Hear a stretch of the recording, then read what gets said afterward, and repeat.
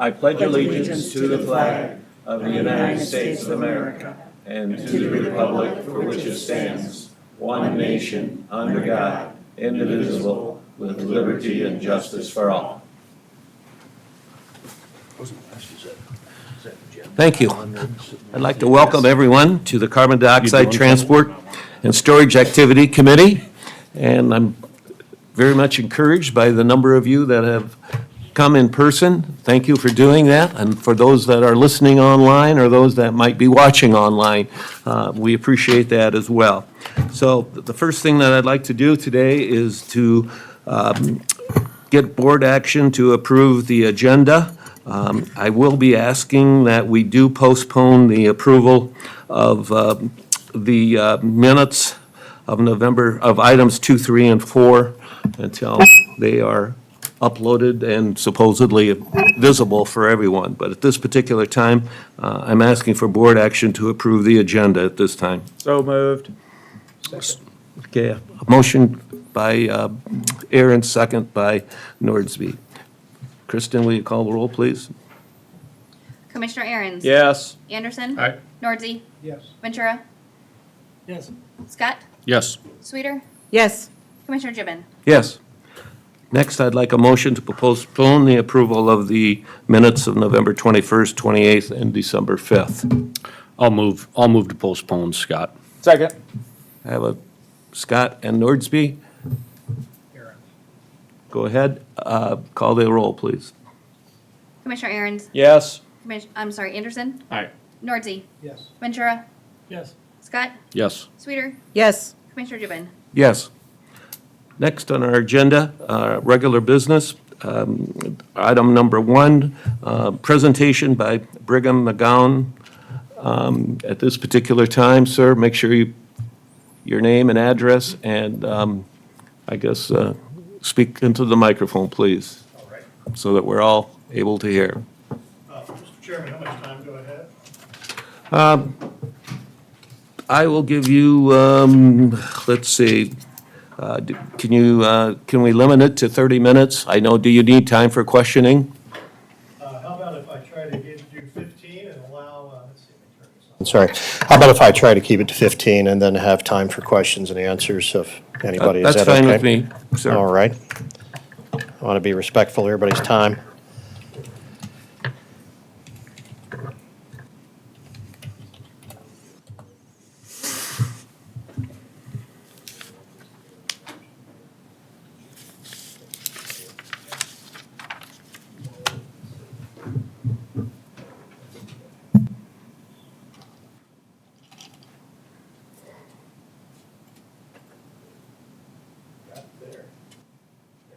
Thank you, Carter. Yes, thank you very much. Mr. Chair, Commissioners, committee members, ladies and gentlemen, thank you very much for allowing me to speak today. I appreciate the opportunity and the time to be here.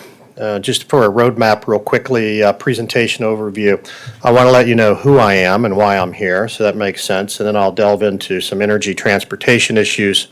I will talk about how pipelines are regulated at the federal level. We'll talk about the federal pipeline regulator, kind of the history, mission, responsibility, and duties of that agency. And then we'll finish off with regulating pipeline safety, stakeholder engagement, and leaving time to answer any questions that you all may have once I finish this brief presentation, if that's all right. Okay.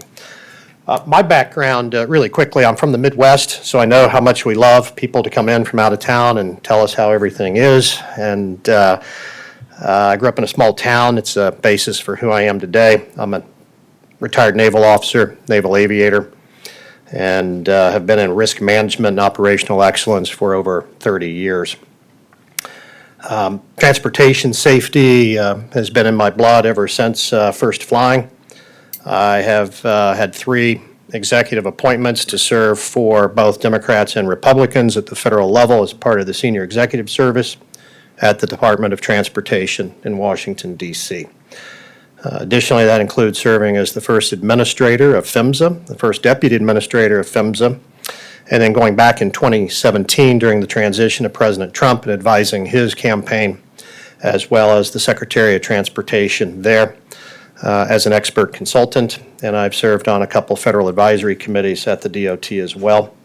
I may be the only person in the country that it's maybe a dubious honor to not only serve as the country's top energy transportation regulator, but also a CEO of a pipeline company. I ran the Trans-Alaska Pipeline System in Alaska, probably one of the best-known pipelines in the country, and one that certainly crosses a lot of ecologically sensitive areas. And I'm a former P&Z commissioner in addition to some of my other roles. So with that, I've practiced law.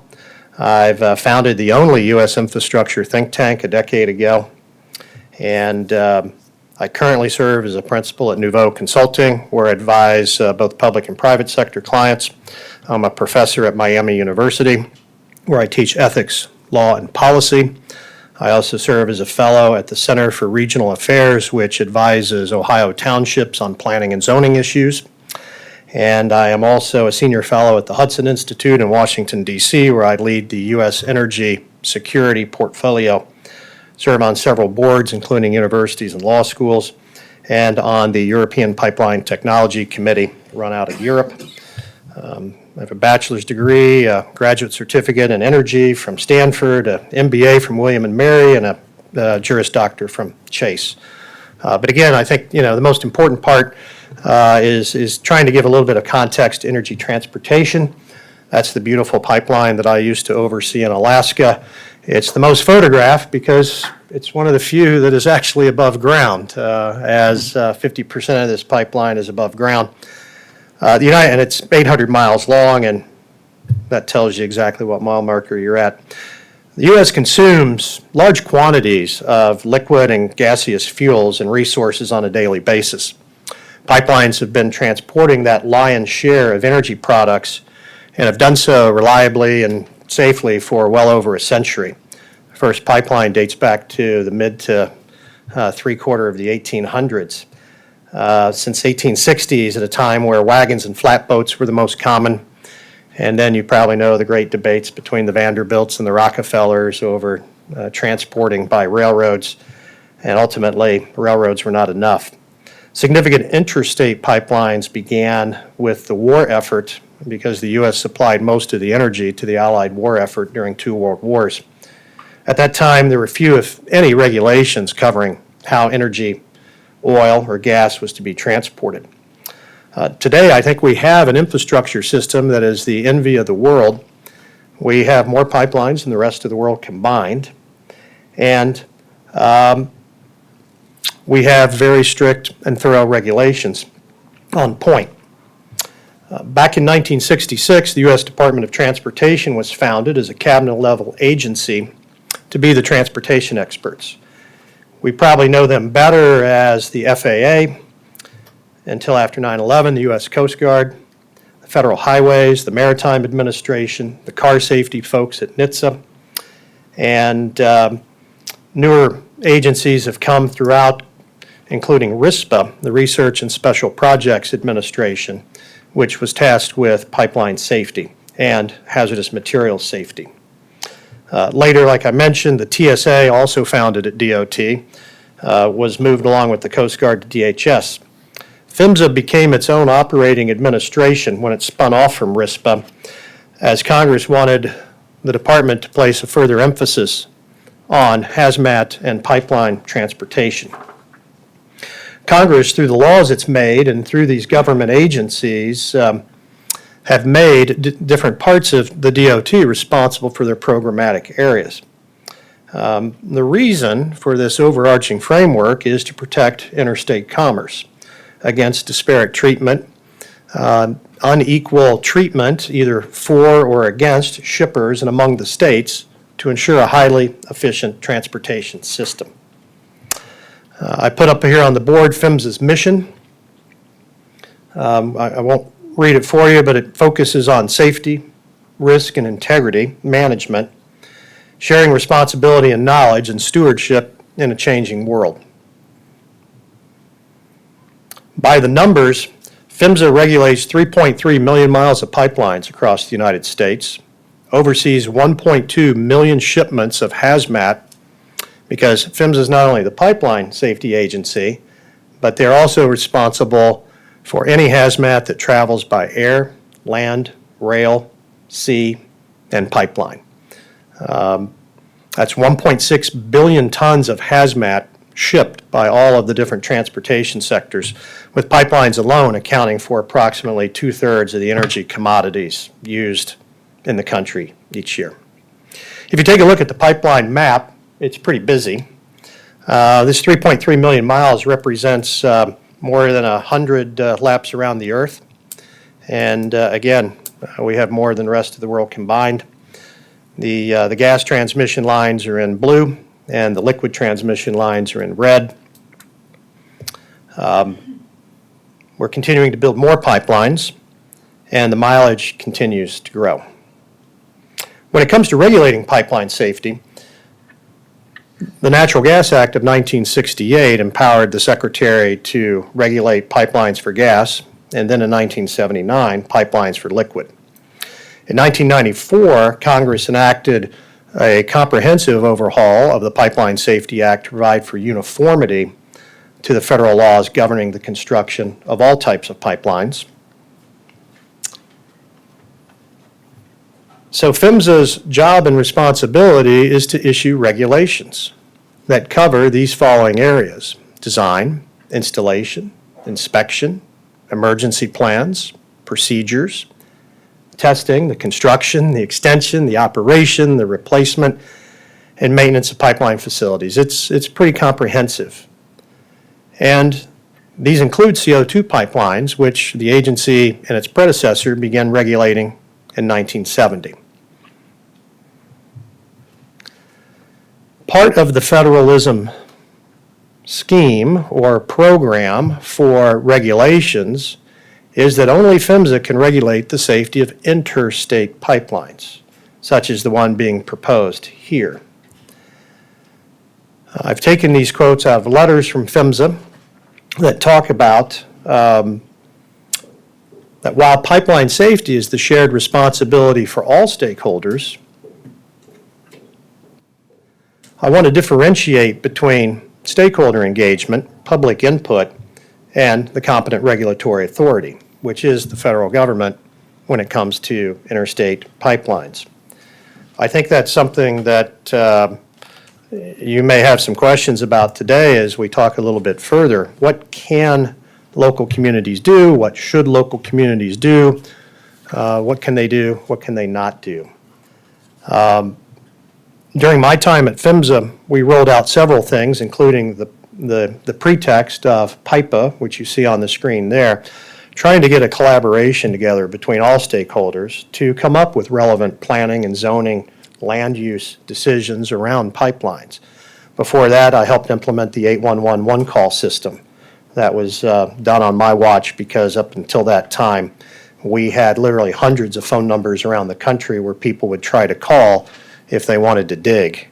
And so prying a three-digit number out of the federal government was difficult, but it helped us cut excavation damages in half by making it accessible for people to call.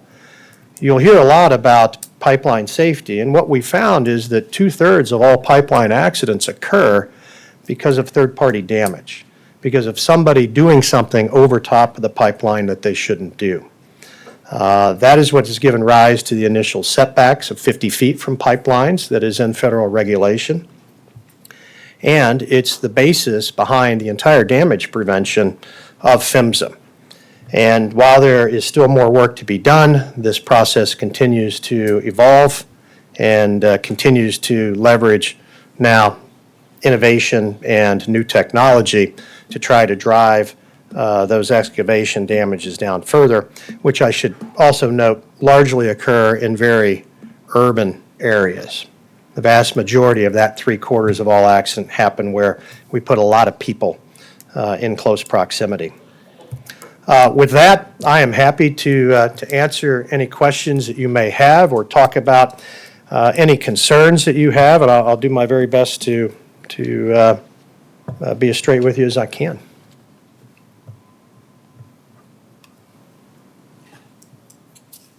Questions by the committee?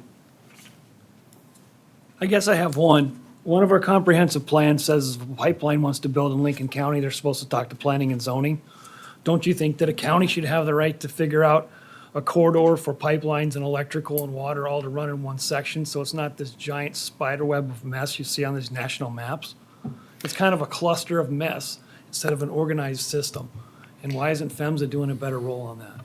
Well, I think we're doing an excellent role. If you were to look at the roads around the country, you might say the same thing. It looks like a spider web and entangled. But, the issue is pipelines are built from where products are produced to where they are utilized, and that has changed over time. Honestly, a comprehensive national system is actually the best way. Otherwise, if we take roads, for example, if every county or state or some subdivision could change where roads went or how they went, we could never get anything built in this country. I think that's a crisis we're facing with our infrastructure, is the inability to create the infrastructure networks that we used to in the past. With respect to siting on the natural gas side, that's a federal issue. It's not local at all. And on the liquid side, it's state by state. So what about supercritical fluids? It doesn't seem to really determined at all. It's kind of a variable in between the rules. It seems to be something that the government is kind of taking an overreach to kind of make their own determination, where local governments should have control of that. Well, let me restate that based on laws passed by Congress, PHMSA is the only agency that can regulate the safety of interstate pipelines, full stop. I'm not talking about safety. I'm talking about smart development. You didn't answer my question. I'm sorry, can you reiterate? Maybe I'm just not understanding, sir. Okay, so supercritical fluid, it's kind of in between gas and the other state. And so it's not really well defined. But we're talking about development, not about anything with your regulation for safety. And I think that word is a terrible word. But I think also that the local government should have control of how they want to develop their counties through the years, and maybe building a corridor for the utilities is a smarter plan. And I don't think the overreach of the federal government deciding that is the right plan. Well, I'm sorry that you feel it's overreach of the federal government. That's an issue beyond all of us here with laws that the Congress has passed. The answer is that if you're speaking to CO2 pipelines, as long as they enter any phase in a liquid state, the federal government has designated them as a liquid pipeline, having to follow all of the liquid pipeline safety rules. With respect to planning and zoning use, I've been a P&Z commissioner, and our hands were largely tied on a lot of these facilities that are going in. But what we can do is to work together with developers to try to figure out something that works for us all. So in your thing, it said you're supposed to work with counties and landowners. So have you really gone together with the landowners and talked to them about issues and concerns? Or is it just the companies deciding where the land is going to go and where they're going to lay the line? You seem to be kind of floating back and forth here, and so I just want to pull you back in.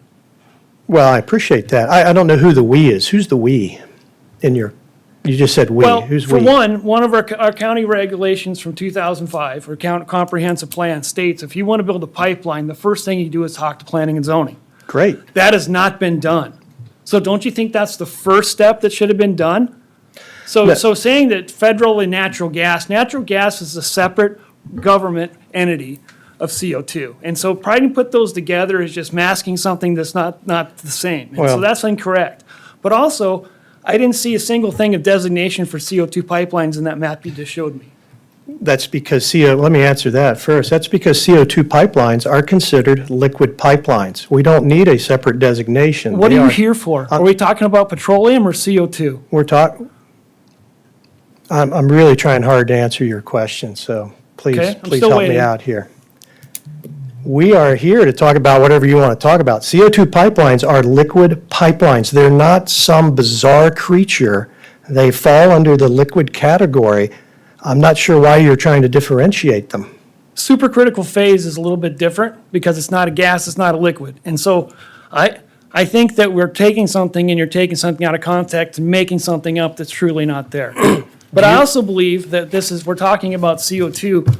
A petroleum pipeline's great, build the petroleum pipelines, but show me the CO2 pipelines. You're not showing me anything that has to do with anything that's important to this meeting. I'm trying to answer your question. This is a federal government map, and the federal government does not differentiate between CO2 and liquid because they are, in fact, the same thing. Further, highly volatile liquid pipelines, HVLs, cross into supercritical phase, especially with butanes and ethanes and light ends. They're still considered a liquid pipeline. So I don't, it's a liquid pipeline. Yes. I want to remind the committee here that we're asking questions here. We're not Right. debating. We're asking questions at this particular So- time. so can you let's- show me the map of So, Mr. Ventura, CO2? just ask Go ahead. your question, please. Can you show me the map of the CO2 pipelines you're talking about? Your question doesn't make any sense to me. You're showing me pipelines. Sure. So I just want to see the CO2. That's why we're here, is CO2. We're not here to look at blue and red. Again, questions, please. That's the question. I think I've already answered. Okay, so it doesn't do anybody any good. Thank you. Any other questions from this committee? Mr. Chair. Hello, Mr. Gibbon? Yes. Commissioner Gibbon, sorry. Yeah. I don't know. This mic is working. I can talk loud. Sir, I was just wondering, so is it the responsibility for siting new carbon dioxide pipelines, does that rest largely with the individual states and counties through which the pipelines will operate, governed by state and local law? I think you're reading part of the PHMSA letter. If you'll show me exactly where you are, I'd love to talk about the PHMSA letter because I think there's some misunderstanding on what it says and what it doesn't say. Okay. Yeah, dated September 15th that, went to all of the respective pipeline companies that were looking at CO2 pipelines. Yes. So in the third paragraph, towards the end, it says there is no equivalent federal agency that determines siting of all other pipelines such as carbon dioxide pipelines. Therefore, the responsibility for siting new carbon dioxide pipelines rests largely with the individual states and counties through which the pipeline will operate and is governed by state and local law. That is true as long as you read it within the context of PHMSA saying later that local governments are not subject to federal certification. You may exercise powers granted to them under state law, but none that adopt or enforce pipeline safety standards or contradict federal law because there's federal preemption. And I think one of the things that's getting confusing is siting is typically for public necessity and convenience. What's happening is all of these safety arguments are flooding into the siting. That's what's prohibited because the federal government and PHMSA regulates the safety of the pipeline. And setbacks are to keep people off the pipeline, not keep the pipeline away from the people. I think we have that backwards. And in the context of federal government talking about setbacks, they're talking about not having future development encroach upon a pipeline because of that third-party excavation damage. And so is it not true that you said 2/3 of a pipeline damage is caused from people doing something directly over the pipeline? And of course, I believe that most of the hazardous CO2 pipelines that are in existence right now are primarily in the south, correct? In the south and part of the Midwest, yeah. yes. I'm sorry, part of mountain states, yes. Okay. And so primarily the land that we're looking at in South Dakota, where these are going to go through and in Lincoln County is primarily agricultural ground, which we of course have a lot of heavy equipment that comes over those, would transverse over those pipelines. Personally, I've spoken to a farmer that said, I probably would just not farm over that pipeline because of the danger that you mentioned that could happen because of traversing over that pipeline. So, and of course, this is different than natural gas. It's much safer than natural gas, quite frankly. Okay, well, I would disagree with that. It's heavier than air, we can I agree appreciate to your disagree. comment, but and- it's not hazardous. It's not flammable. It's not explosive. It's a displacement, yes, but it's so hazardous, we put it in our drinks. We use CO2 for a lot of things. I would much rather regulate a CO2 pipeline than an HVL pipeline that I just spoke about.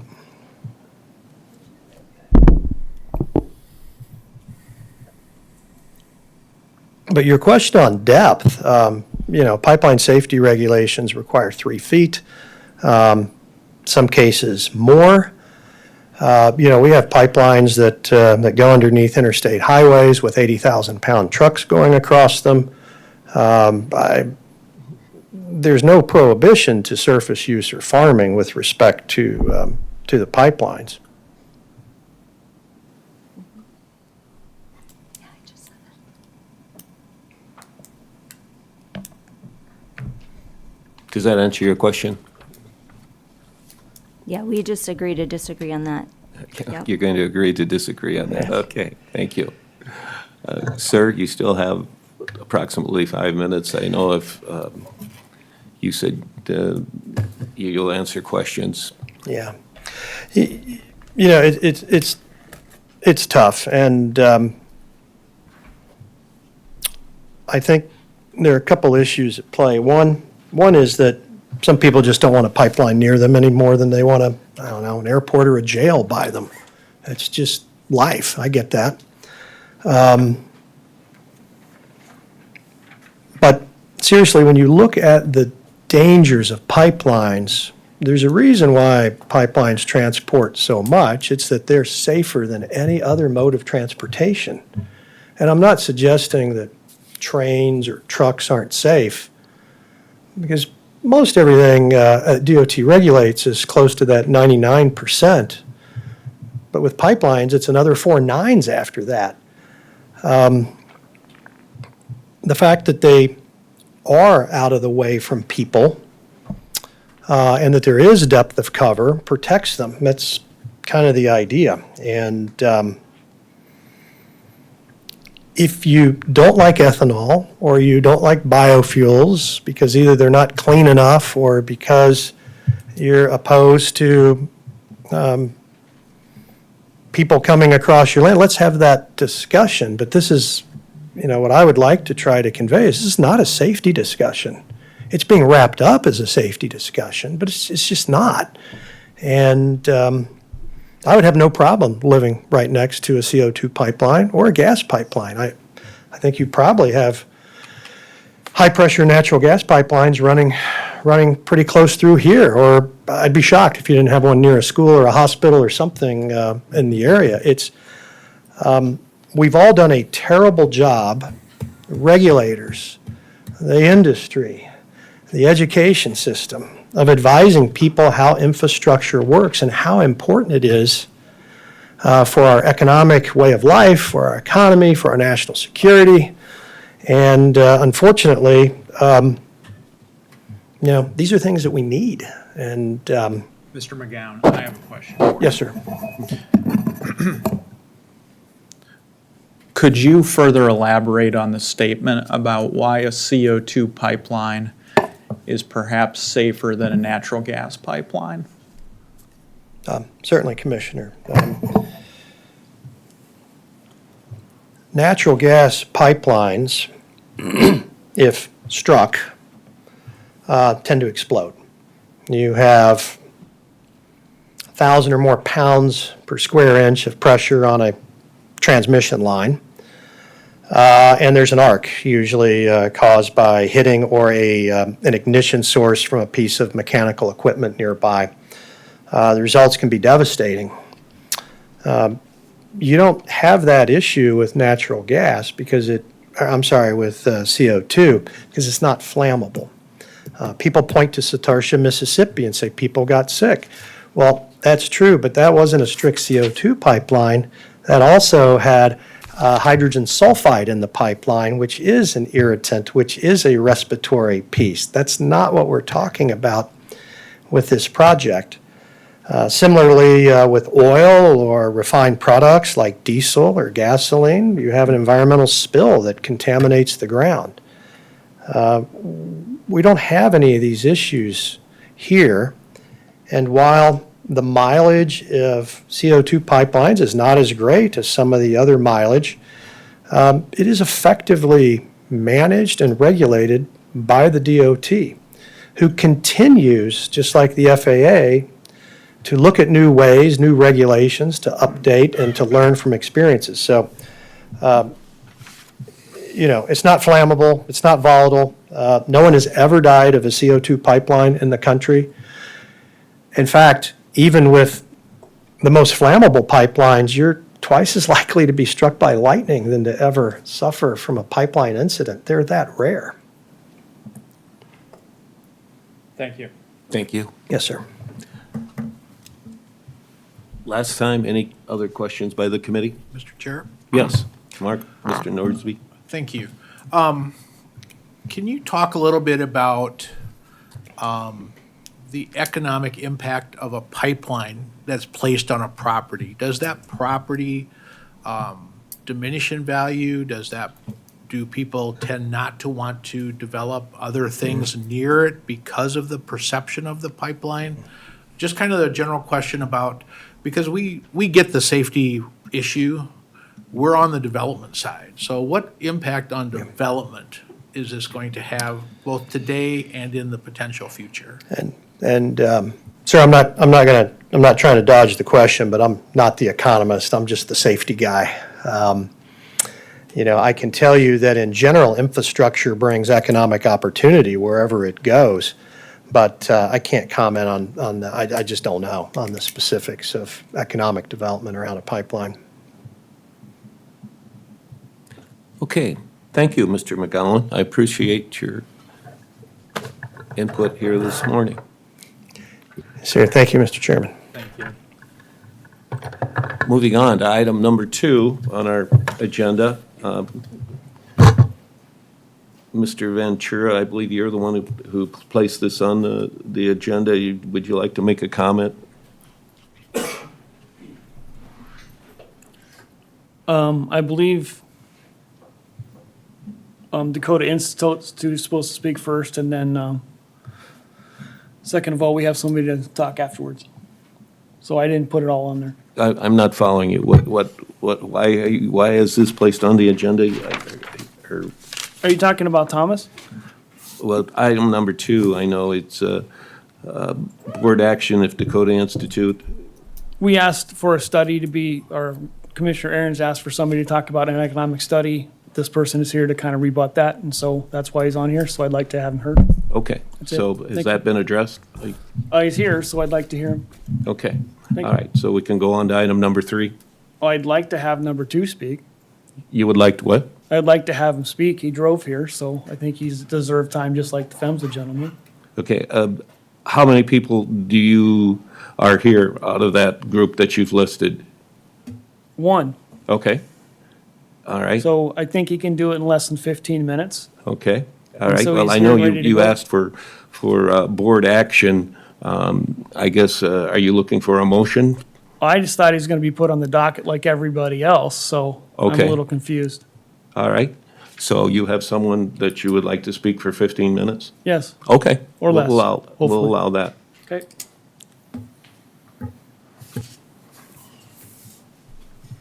Thank you, Mr. Chairman. Appreciate the opportunity to speak to you today. My name is Thomas Tiart.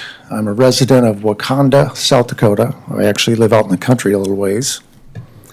I'm an associate professor of decision sciences in the Beacom School of Business at the University of South Dakota. I'm also a scientific researcher for the United States Department of Veterans Affairs. I have to point out that my views are my own and reflect neither the views of USD nor those of the VA. I'm here to point out 2 economic-related problems with the analysis provided by the Dakota Institute and Ernst & Young. The first one is the models in the reports cannot be relied upon as a forecast of economic benefits. And the second one is that there is no economic risk assessment in those studies. If you examine this disclaimer at the start of the Dakota Institute report, you will read, DI does not guarantee the accuracy or completeness of the data used in the analysis or its interpretation. The Ernst & Young report says, the report is intended solely for use by Summit Carbon Systems. While we believe the work is responsive to Summit's request pursuant to the scope of work in the statement of work, we make no representation as to the sufficiency of the report.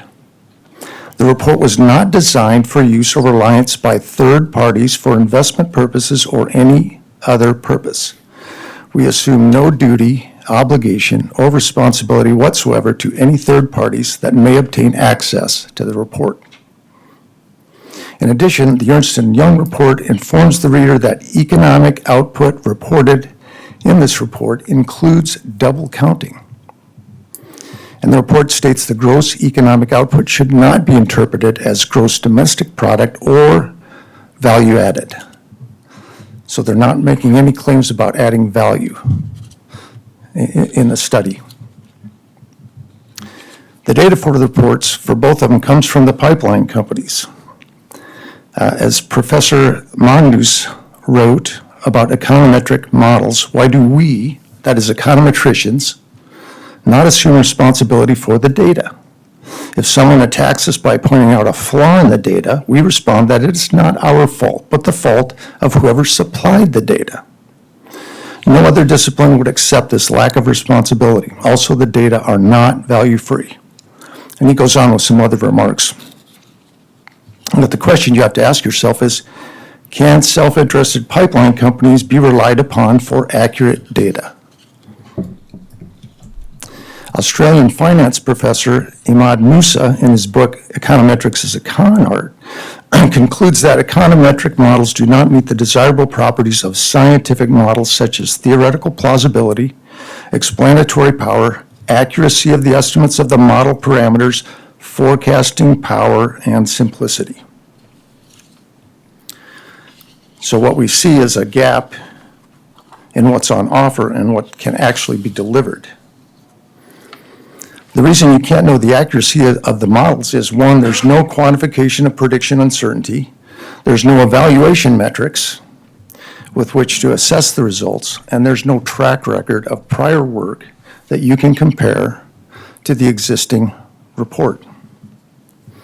Now, econometric models in general have long been noted as flawed.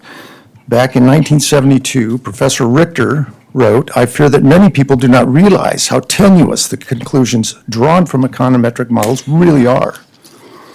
40 years later, Peter Phillips writes, after 40 years of empirical research and macroeconomic forecasting, the result is that there are limits to our capacity to make predictions about economic activity.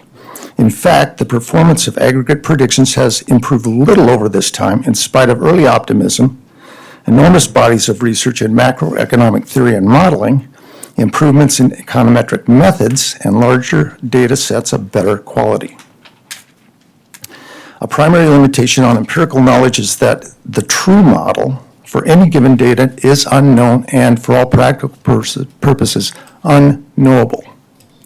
Second, all models are wrong. And here Phillips is quoting George E.P. Box, who wrote, "All models are wrong." This is one of the most famous statisticians of the last half of the 20th century. "All models are wrong, but some are useful. The useful ones are the ones that are accurate. Predictive power is the criterion we use to determine whether a model is useful." So what you're looking at is models that are not useful for this purpose. As a consequence, you can't rely on that to make a decision or a recommendation. In terms of risk analysis, there's no economic risk assessment in either report. In fact, the word risk does not appear in either one. The econometric models do not take into account the economic risks that come with the pipeline, such as lawsuits from pipeline failures, the displacement of corn and soybeans by cellulosic sources for biofuels, regulatory changes from pipeline failures. PHMCA is reportedly working on changes to pipeline regulations in light of what they learned at Satarsha, Mississippi. Costs of pipeline abandonment, consumers shifting from combustion engine automobiles to electric vehicles, and the impacts of earthquakes. Which, by the way, on Sunday, we had an earthquake about 2 miles away from where I live. It was a 3.0, but the sound of it was loud enough to make you think it was an explosion. It's really remarkable. I've never experienced that. In fact, my basement guy told me I didn't have to worry about earthquakes, so I didn't have to put the rebar between the footings and the walls. I did that anyway, though, because I didn't believe it.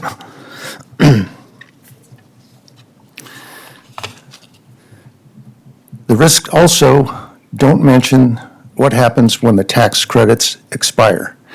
Project Consulting Incorporated, which works on CO2 pipelines, on their website states non-food grade CO2 does not have any product value. The only value is the tax value provided under 45Q, and presumably 45Z has some. This poses an extremely challenging business risk as project economics hinge solely on government subsidies. Now, ethanol is used as a food grade product. For example, Poet captures and sells ultra high purity CO2 to the beverage industry for carbonated drinks, food processing for refrigeration, municipalities for water treatment, and others. They're already doing that, though, without needing a pipeline to do so. But the most important risk omitted is the loss of goodwill ethanol companies have accrued over the last 35 years. Ethanol companies are viewed positively in South Dakota. But the invocation of eminent domain by Summit has generated a lot of ill will. A 2015 Des Moines Register poll indicated that 74% of Iowans oppose the use of eminent domain for the private corporation that built the Dakota Access Pipeline. By the way, in Iowa, 99% of landowners signed on to the Dakota Access Pipeline. They were willing to have that go through. South Dakota opposition to the use of eminent domain is likely higher due to the heavy-handed tactics Summit has engaged in. The loss of goodwill jeopardizes the renewable fuels mandate that the ethanol industry relies on to ensure a market for ethanol. The reason is that the environmental lobby is pushing for the elimination of the mandate. The only way to keep the mandate is if there's strong support from rural states. But that support is based on the goodwill that the pipeline will erode and perhaps even destroy. Once politicians discover that the ethanol industry has lost its goodwill, they'll follow public opinion and abandon the interests of ethanol companies. So it puts that at risk.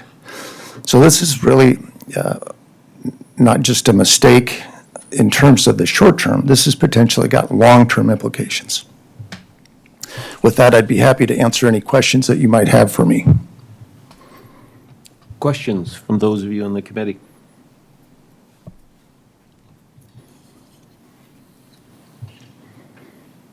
Thanks. Thank you.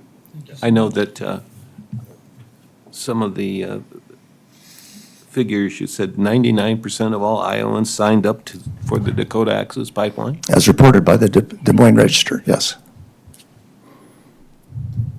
They were able to persuade them instead of coerce them. You do have some additional time if you'd like to make any other comments. Oh, that's the material I've got. Thank you very much. Thank you. With that, again, we'll move on to item number 3. Mr. Nordsby, you had a question in regard to, I'll let you go ahead and explain it. Thank you, Mr. Chair. I've heard a lot about these plume studies. I don't know what a plume study will or won't tell me as we go through into making a decision. So I asked Drew to see if he could bring someone from the pipeline company forward to explain what plume modeling is and isn't, and how it would be, how we can best use it in our decision-making process. The pipeline company could not make somebody available this week, but it looks, or it sounds like they can make them available next week. And so I'd like to move this item to next week's agenda. Does anybody on the committee have a problem with that? If not, let's go ahead and move that to next week. Thank you. Next, item number 4. I know that Mr. Bones is here. I'll let him go ahead and introduce himself. And welcome. Thank you, Mr. Chairman. Members of the commission, my name is, or task force, I guess, whatever the official position is. My name is Walt Bones. I farm with my 2 brothers, a brother-in-law, and now 3 nephews, excuse me, over in the Parker area, kind of between Sioux Falls and Parker. Multi-generational. I'm the 4th generation. My nephews will be the 5th generation on our land. Diversified. We've got corn, soybeans, livestock, beef cattle, and dairy cattle. And excuse me, I pride myself that I've been able to give our next generation the same gift as my dad and my grandfather gave my brothers and I, and that's an opportunity. Opportunity to make a living stewarding the land that my great-grandfather homesteaded in 1879, which was 144 years ago. I am proud of our soil and water conservation efforts, and those efforts led the South Dakota Association of Conservation Districts to nominate us for the annual Leopold Award, which is South Dakota's preeminent conservation award. We're very honored to be recognized in that way. I'm proud of our entire farm sustainability, from the livestock and genetics and management to our cropping practices and to our family's continued heritage. I'm also proud of the investment we made in the first large-scale farmer-owned ethanol plant in the U.S., and that was Dakota Ethanol in Wentworth. That was another conscious effort that we made to try to add value to our production before it left our farm. One step closer to the consumer is how I define value added. So instead of selling corn, we're selling beef. Instead of selling corn, we're selling milk. Instead of selling corn, we're capturing some value from the ethanol industry.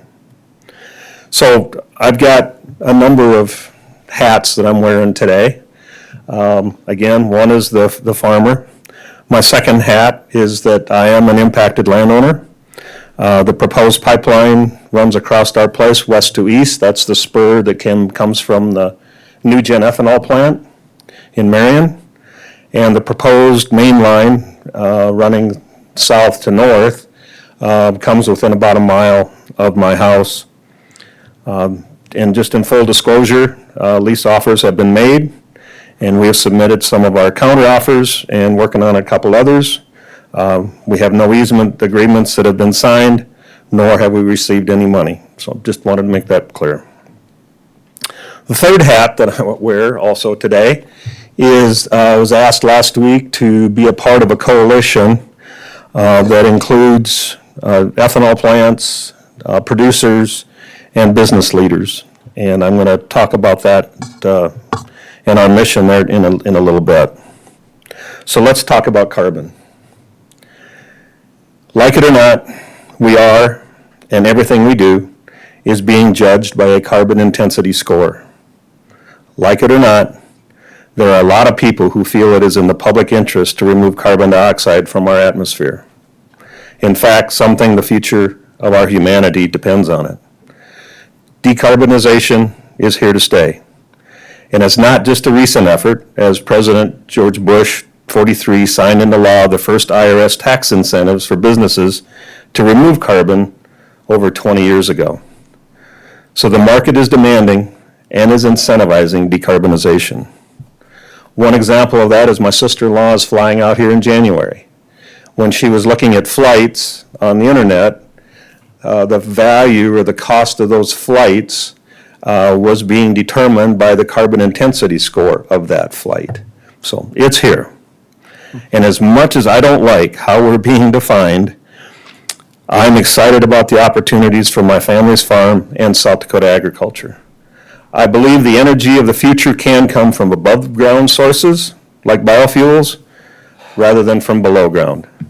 The oil and gas industry's strategic pivot towards supporting carbon capture initiatives is a clear signal that these projects are not going away.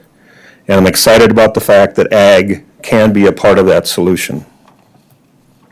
South Dakota farmers produce 800 million bushels of corn annually. 500 million of those bushels are processed by ethanol plants. Farmers own a majority of those ethanol plants. The percentages in the plants differ, but the two that we're vested in, Dakota Ethanol, over 95% of the owners are farmers. Glacier Lakes Energy is the other one, and that's over 90% farmer-owned. And don't forget about the synergy of ethanol and livestock. A co-product of the ethanol production is the high-protein and highly digestible distillers grains that actually are better feedstuffs than the original corn grain. So what is just one of those future opportunities? The U.S. produces 16 billion gallons of ethanol annually. And since airplanes cannot run on batteries, the airline industry is looking to cut their carbon intensity score by using sustainable aviation fuel, which has a high blend of ethanol in it. It is projected that the demand will be over 30 billion gallons of ethanol annually, of the sustainable aviation fuel, here in the U.S. alone, and 100 billion gallons worldwide. Who will have access to that market? It's the ethanol producer with the lowest carbon intensity score. There is no limit to the opportunities beyond sustainable aviation fuel. GEVO is projected to spend well over $1 billion on a new plant by Lake Preston. Local ethanol plant expansions will happen. Increased demand for corn will happen. Future economic development in value-added ag and biofuels also will happen, in my opinion. That is a lot of opportunity for the ethanol and biofuels industry. Someone will produce this fuel, and why not here in South Dakota? But all of these competing ethanol plants nationwide will need to sequester their carbon dioxide somehow, somewhere. The present model will pump it down into a deep hole and cap it. Unfortunately, South Dakota does not have the geology to do that. Plants in other states have capture opportunities right next door, and that access will give them an initial competitive advantage by their ability to then access low-carbon, high-value markets. Our South Dakota independent farmer-owned plants will be the most vulnerable if they would be forced into the status quo. If their only market was high-carbon, low-value fuels, they would not be able to pay as high a price for corn, and that would affect the price of every bushel of corn grown here in South Dakota, and would affect the profitability and the share price of the ownership that those farmers and owners have in those ethanol plants. That equity is going to show up on a balance sheet. So what options do the South Dakota ethanol producing facilities have? As mentioned before, there's a very limited market for carbonation, for the fizz in our sodas. Dry ice is made out of carbon dioxide, and a couple of other things that Mr. McManus talked about. There's been research to create a combustible fuel out of the carbon dioxide. Unfortunately, as was said earlier, carbon dioxide is not combustible.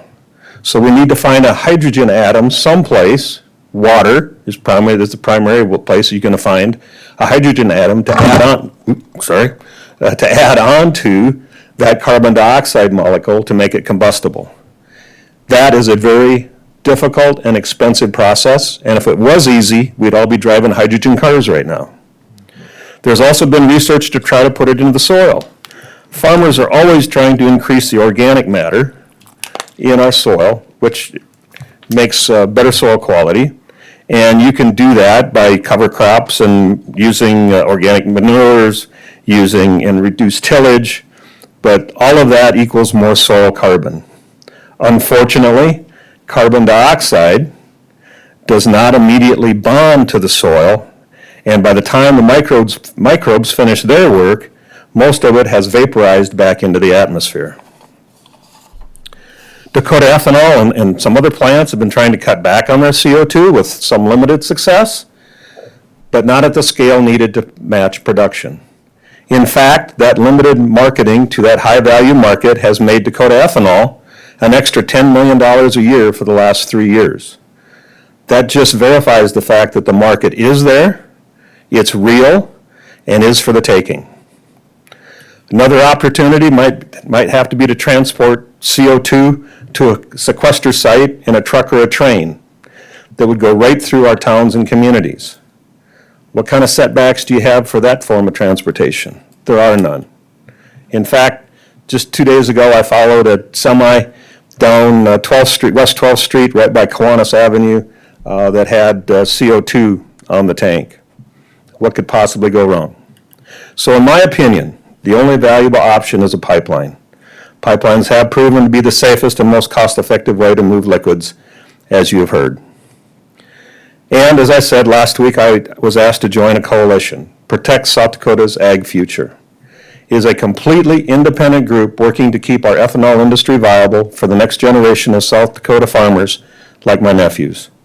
Our coalition members are strictly made up of ethanol plants, producers, and community business leaders that understand the value this industry has to the well-being of South Dakota's farms, ranches, and local communities. We are dedicated and focused on finding a solution. We will be talking with stakeholders, on both sides of the discussion. Adults getting into the room and trying to figure out a way to preserve not only landowner rights, but also preserve the future viability of our farmer-owned ethanol industry while keeping public safety the #1 priority. It will not be an easy mission. I have friends that are pro-ethanol that have concerns. That's okay. I have friends that don't fully appreciate the value ethanol brings to our state and communities. We're going to try to educate them. And I know there are members of every commodity group in the state, and they're on opposite sides of this discussion. We need to figure it out. We need to get our agriculture community back together and focused on what they do the best, providing food, fuel, and fiber to a growing consuming public. I appreciate your folks' mission as well. I had the opportunity to serve on the Minnehaha County Planning and Zoning Board for 10 years. We were charged with reviewing and updating our comprehensive plan, which guaranteed that our staff and our county commissioners had the information and the base from which to make good, sound decisions based on sensible public input, planning, and in fact, not emotion. So that is the comments that I have. If I have some time left, and if you have questions, I'd be glad to try to answer them. I've also brought along Ron Alverson with me. Ron is a founding member of Dakota Ethanol up at Wentworth and is on the board of the American Coalition for Ethanol. And if you want to get into the weeds on ethanol production, on the 45Z or Q tax credits, I would defer to Ron. So, thank you. Thank you. Any questions for Mr. Bones?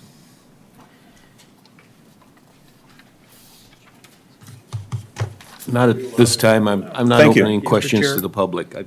Any No, questions on the I'll committee go. here? I got a question. Yeah. First, congratulations on your induction to the South Dakota Business or Hall of Fame. Thank you so much. I don't know how that fits into your agenda, but I really appreciate that. Thank you. I do have a question. You mentioned that 800 million bushels of corn are produced, 500 million go to ethanol. Yes, sir. If that number, if we start to produce ethanol at the numbers you talked about for jet fuel and for other things, what is that going to do to consumer prices for the corn products that we use that aren't ethanol? Do I have, I know it, in period, you had it, Mr. Chairman, may I answer the Yes, go question? ahead. Okay, thank you. I didn't know what the protocol is here. Thank you. That's a great question. When the ethanol industry first came into the state, all these ethanol plants got put up, and the thing was, we're never going to grow enough corn to feed all these ethanol plants. I heard that more than once, and we're still producing, 300 million bushels more than what the ethanol plants are using. I mentioned wearing many hats.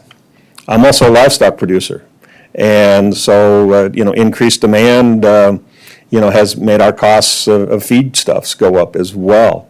So there's going to be a lot of, some of the products I believe that you mentioned are co-products of the industry.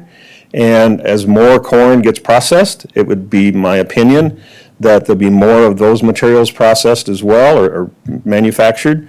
And again, depending on the demand in the market, those cost of those goods could potentially even come down. Of the 16 million gallons of ethanol produced annually, that's pretty much our country, correct? 16 billion. Yeah. 16 billion. Billion, Okay, yeah. how much does South Dakota contribute to that approximately? May I defer to Mr. Elverson? About 1.2 billion. 1.2 billion? Okay, thank you. Any other questions by this committee to Mr. Bones? I just have one. Okay, Mr. Ventura, yes. So ethanol is already subsidized by federal government, correct? No? They don't get any Again, federal subsidies? why don't we, Not directly, indirectly. Okay, and then, so now it's we're talking about it's CO2. indirectly by the mandate of 10% or 15%. I mean, Right. there's no, there used to be a blender credit and some of the early incentives that incentivize the ethanol industry. Ethanol has no distribution. I mean, the gas and oil companies have all the gas stations. And so how do you get that fuel into those gas stations?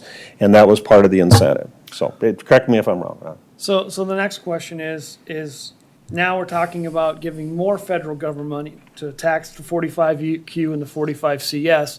So isn't that like double dipping into one program for one company? Would you like? The original. Will you come up to the microphone, sir? Yeah.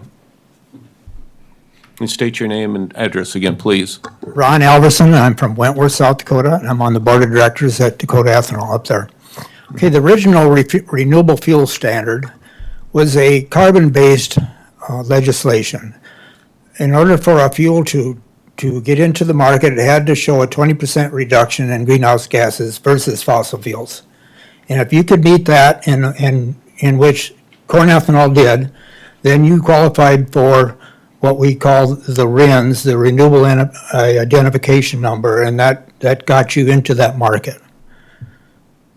So. Does that answer your question? Yes, thank you. Okay.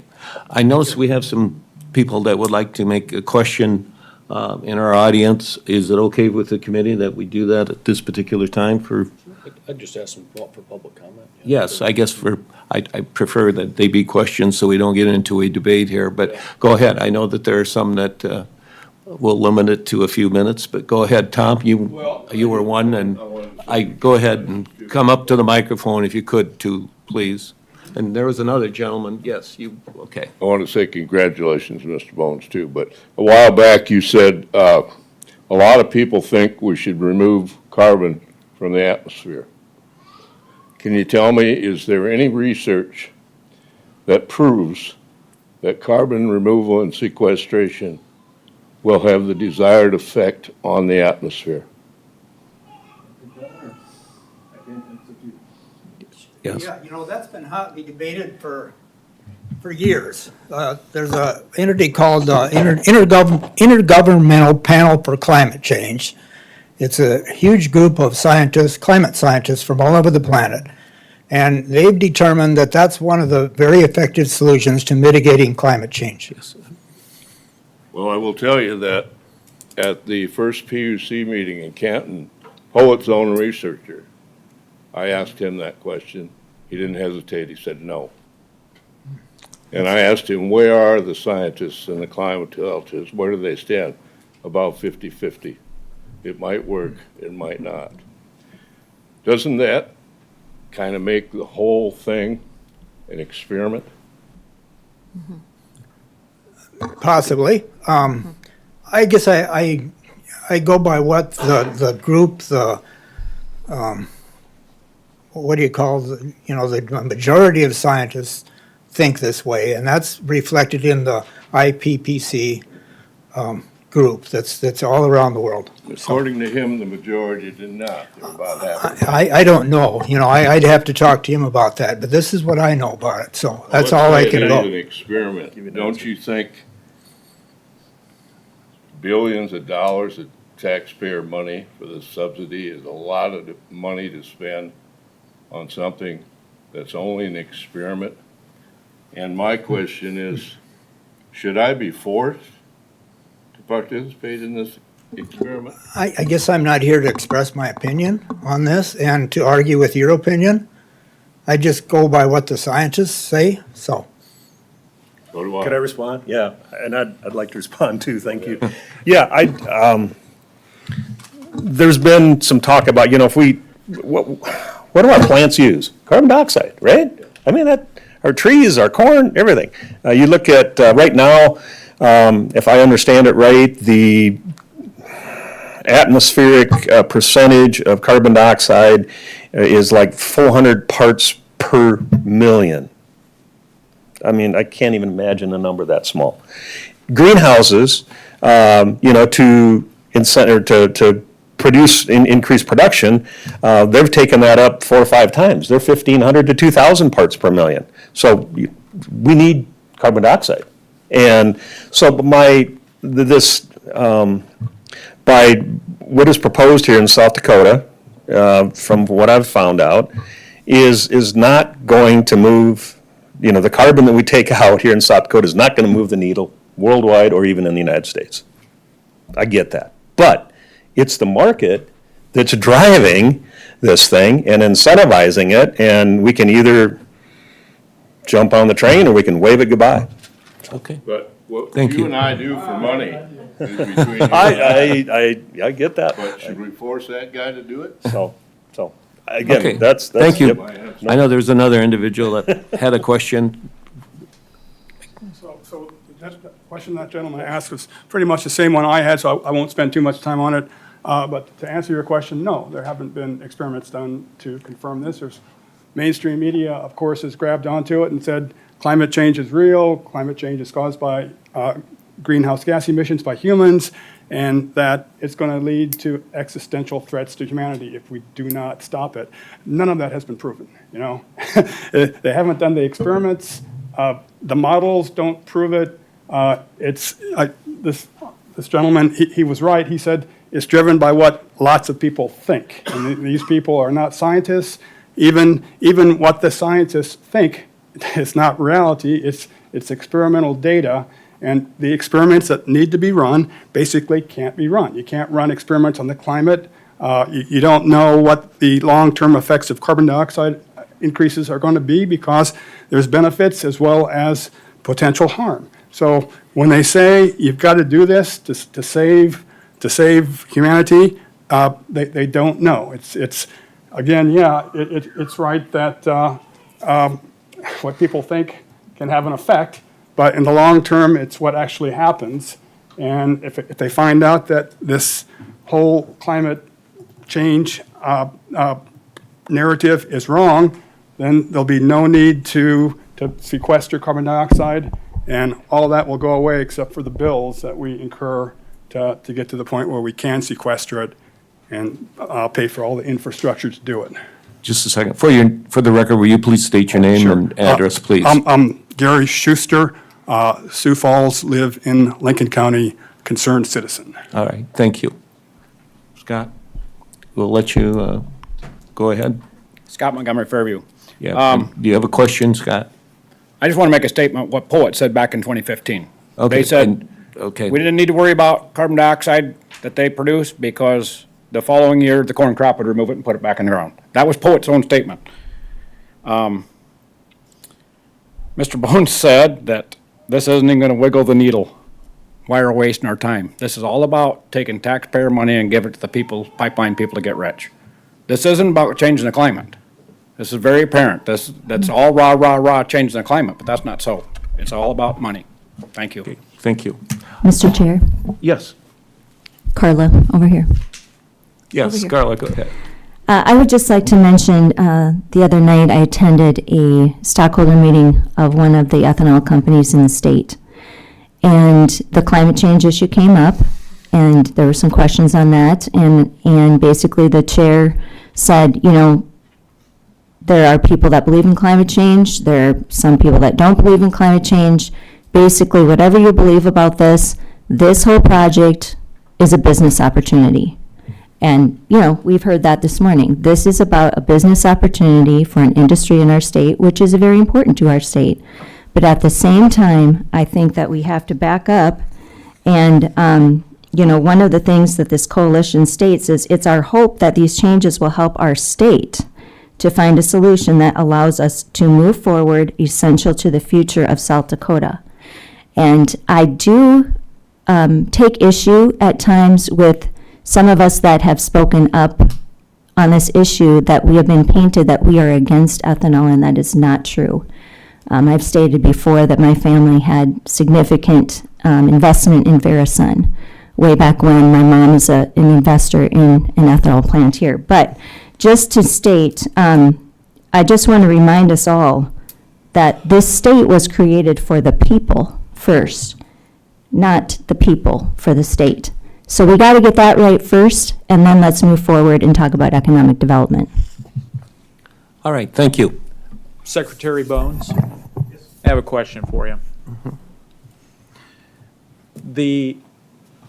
Am I correct in the understanding that in order to build, can you hear me? Yeah, I think. All right. Yeah, thank you. And before. In order to build the GEVO plant, you need to have the CO2 pipeline built, correct? I can't, my personal opinion, and I can't talk for GEVO or anybody else. Well, if you know, if you don't know, you can say you don't know. I don't know. All I know is that what I've been told is that the carbon, a mechanism to get rid of the carbon dioxide would put them in a much better position as a low-cost or low-carbon producer. So this GEVO plant, for people who may not be familiar with it, they want to build it up by Lake Preston. And essentially what it'll do is it'll take South Dakota corn grown by our farmers, and it'll put it into the airplanes that everybody flies on. Is that right? That's my understanding, yes. What kind of effect financially will that have on our farmers, for them? Ron, would you like to address what the value of ethanol plants are to the state? Because it's basically another ethanol plant. I mean, with your expertise with Dakota Ethanol? You know, that's a little bit of a hard number to get my head wrapped around in such a short notice here, but the credits for 50% reduction carbon intensity reduction for sustainable aviation fuel is in the order of $1.25 per gallon. If you translate that back to 3 gallons per bushel of corn, that's a lot of value per bushel of corn. Thank you. Okay, thank you. I'm going to move on to item number 5. And Toby, I know you submitted this, and we asked you this, so. Thanks, Mr. Chairman, and committee members. Toby Brown, representing County Planning. I've got to go here once I can get the documents pulled up. So at the previous week's meeting, I presented staff's analysis of the first 2 ordinances that were submitted to the county for consideration for amending the zoning regulations for carbon dioxide pipelines. Today I'd like to go through the next 2 that were submitted to the county, and I'll go through a little bit more in detail what those were exactly. So this comparison chart. Okay. So this ordinance text was submitted with an application to the Planning and Zoning Office on October 6th. The primary applicant in the application was Carla Lems, and then there was a number of what I'll call Lincoln County citizens residents that were associated with the application. We have not scheduled any public hearing with the Planning Commission for this ordinance yet. The hope is that this committee would go through the process and give some direction with that. Specifically with this ordinance creates a new section in the Lincoln County Code of Ordinances. So Chapter 154 is the zoning for the unincorporated area of Lincoln County. Chapter 155 is the zoning for the joint jurisdictional area of Lincoln County. So this particular ordinance doesn't particularly amend zoning statute of Lincoln County. It would create a new chapter within the regulations for pipeline setbacks. Definitions specifically, these don't address the state or the federal CFR definitions, but it does create a standard for CO2 pipeline and for setbacks. This ordinance does have a unique aspect to it, is it does establish what I'll call a minimum depth of cultivation in the county of 6.5 feet. And I should have started out at the beginning, is that staff hasn't had discussions with the applicant regarding some of these things. So this is just preliminary discussion that I'm presenting based on what was submitted to the staff. So a little bit of clarity would probably want to seek with the applicant that this could be interpreted that would be for all types of what I'll call agricultural cultivation in the county. That could be a little problematic with tiling and things like that. We don't currently permit tiling in Lincoln County. So I don't know what impact this would have on that. Residential structure setback would be 1855. Excuse me, Toby, Yep, did go ahead. you say we do not let tiling in South Dakota? No, we don't have a permit for tiling in Okay. Lincoln County. Right. Yeah, it isn't I- a permitted No, process. no. Yeah. Let's rewind that part of the tape. No, we don't want to. You just about Yeah. gave everybody a heart attack. I was making fast. You've Well, got a lot of enemies. Yeah. Tiling police are gonna be at my door, I know that. No. So, let me clarify that Thanks again. for clarifying that Yeah. for Toby's own safety. I'm talking fast, so I'm trying to speed up. So I took an hour last week, so I don't want to do that. Yeah, so currently in Lincoln County, we don't require a permit for tiling installation in the county, okay? If I didn't say that clearly. And we did try, and I think that failed miserably, so I don't think that'll be anything that staff will present at this time, based on even today's meeting too, so. So the setback standards from sensitive institutions would be 1855, and that would be what I'll saw all types of structures other than residential. What's interesting about that line is that it doesn't, the first one, as you can see, says from the lot line of those structures. The sensitive institution doesn't really clarify if it's from lot line or from structure. And then the definition for setback doesn't clarify if that's from center pipe, end of pipe, and those, which is kind of a big thing with interpretation and administration part of it. It does also have a setback for historical archaeological significance and then century farms. We do have a number of archaeological significant sites in Lincoln County. None of those are truly mapped or defined because they're protected through state and federal laws. So, and any of these types of setbacks, we want to make sure that applicants can easily determine what those setbacks are. Staff's role in the process, the Planning Commission, the Board of Commissioners, is to review submittals. It's not to really assist in defining what those areas would be. Compliance and enforcement, it would be submitted to the Planning and Zoning Board, but there is no real kind of nexus or connection to if this would be conditional use permit, permitted use, permissive use. So again, it doesn't amend the zoning standards of the ordinance. It does address periodic review of the ordinances, so every 5 years, the Planning and Zoning Board would take a look at these types of things. Great standard, that's primarily within our comprehensive plan for our regulations. And then it does have a provision that it would be submitted to the Lincoln County Board. A little unclear if that would be the Planning Commission or the Board of Commissioners, and then what their overall action would be associated with that. You know, would it be to, when an application is submitted to the PUC? It does also say new transmission pipelines, so this goes above and beyond what a CO2 pipeline would be. So DAPL, oil, gas, those kind of things. And so are very familiar that natural gas opposed the Minnehaha County ordinance were exempted out of it. They were also exempted out of Mr. Ventura's second ordinance that was submitted to the county. And then there is lastly a provision in there for if there's any changes done to this ordinance, that it would require a 120-day notice before any modifications would be done by the commission.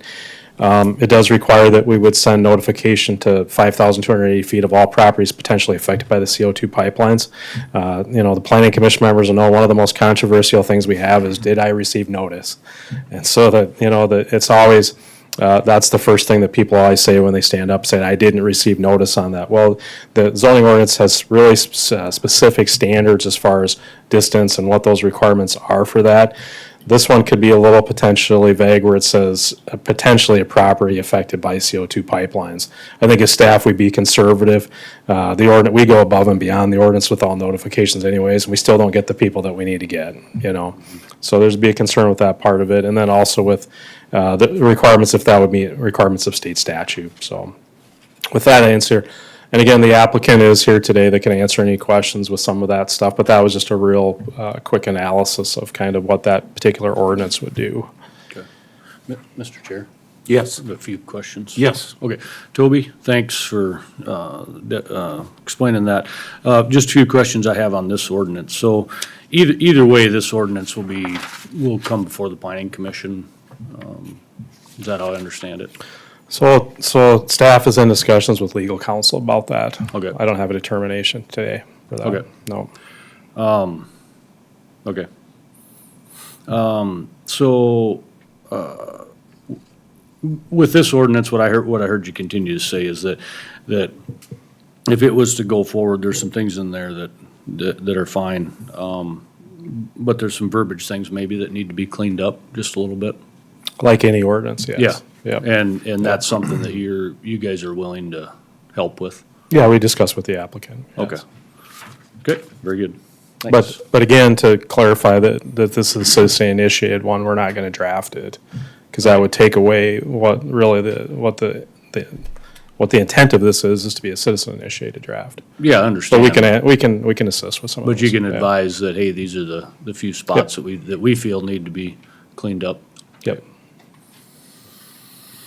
Okay, did you want to present something on October 10th Yep. as well?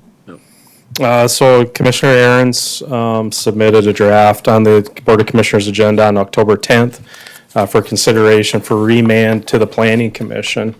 That ordinance was one of the only ordinances that utilizes the definitions that are in CFR and under state statute. What of interest, though, of staff is that this particular ordinance, I think, addressed something that staff was thinking about, but really hasn't been addressed in any of these discussions, and that's the actual production facility.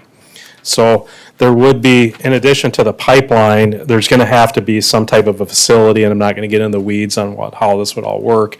But at what I'll say at the ethanol facilities, there's more than likely gonna be some type of equipment, some type of a process to get it to the point where it gets into the CO2 pipelines. So this particular ordinance would address that, and those standards are within the CFR for the definitions. This particular ordinance is also unique because it does make carbon dioxide pipelines a permissive use in the county.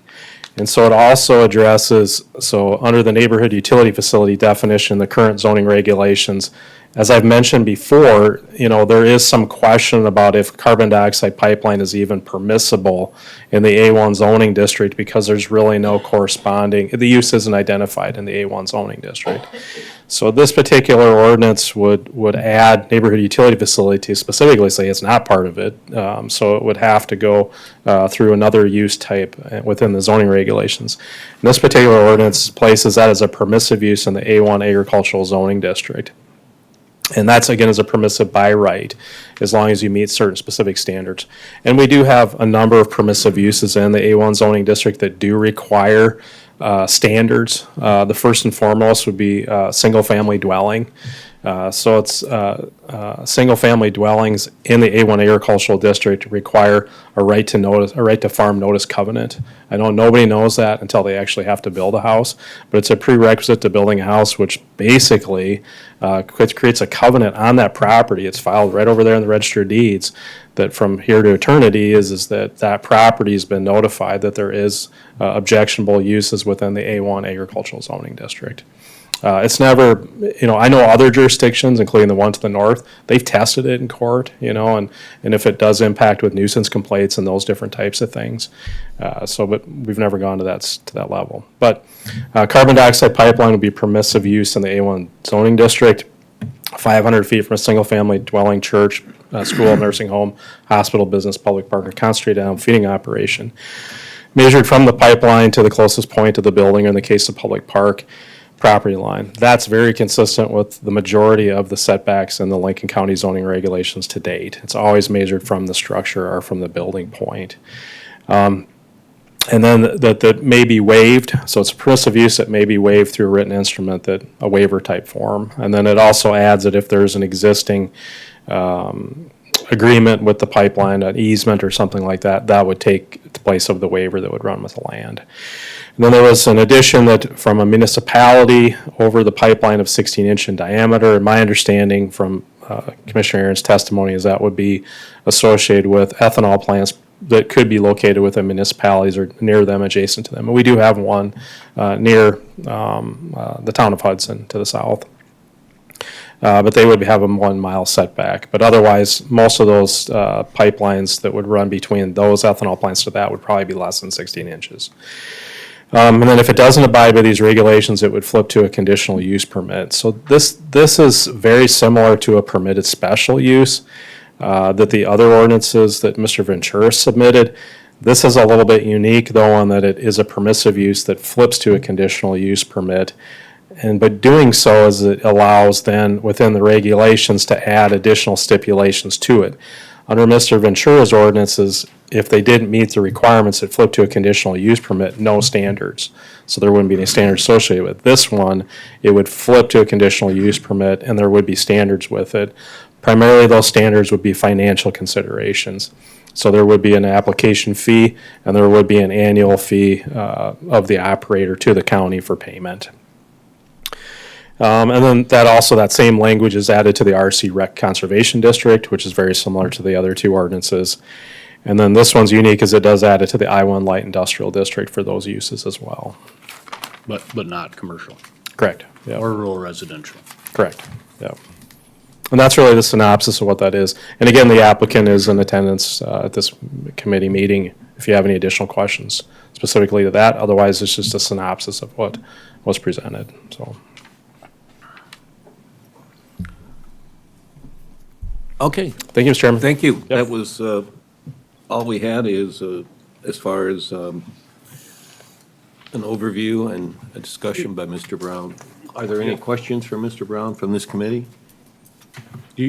Toby? You always walk away so fast. It's on purpose. I figured so. Do you feel like in that ordinance that the verbiage and the wording is all pretty spot on? Which ordinance? The Mr. one Scott? you just gave us. The October 10th one, you mean? Yeah. Mm-hmm. I don't know if it's I mean, spot on. do you see many holes in that? Well, And the reason I'm asking is I'm trying to think of, so when we get to the point, well, so we don't have to reinvent the wheel, what's the cleanest version maybe to start with in some of these? I guess that's why I'm asking. Well, I think that the county would be more familiar with a permitted special use as opposed to permissive and conditional use. So, yeah. I think that's more typically what we have in the current regulations. So you would suggest changing that one to a permitted special use versus permissive? I defer to the applicant on that. Okay. I guess. Yeah. In your opinion, what do you think would be better? Again, I would say that I would go with what the county is very familiar with, which is permitted special uses. Okay. Yep. All right. Very good. Or conditional use. You can go Yeah. either way. Yep. So, Thank you. yep. All right. Thank you. No other questions? Let's move on to item number 6, which is discussion and input from committee members on the following items. A, which is appropriate definitions for zoning and regulations. B, appropriate setback requirements for land use purposes. C, appropriate zoning districts in use. And D, additional criteria. So I guess we'll begin with A. Is there any particular discussion by committee members on these items? Who would like to go first? Are we gonna have discussion and then try to make some action on it? I or think what do you basically this wanna is do, discussion. Chair? That's all we're Just asking discussion, for. we're at not this gonna particular- make any motions? Discussion and input. There's nothing down as far as a motion or Okay. that type of thing, so.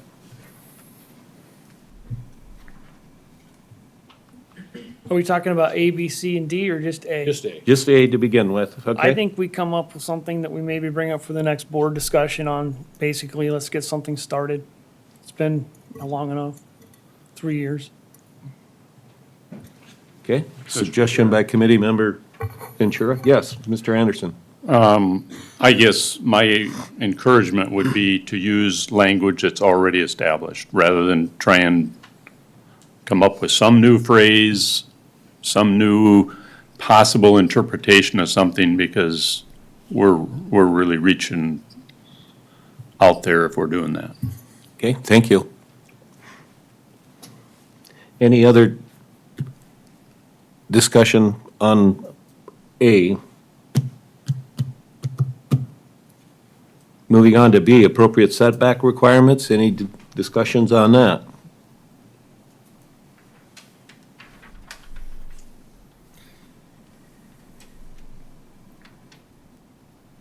I think we should start looking at what some of the townships are asking for. Some of the cities are asking for 2-mile setbacks in the letters.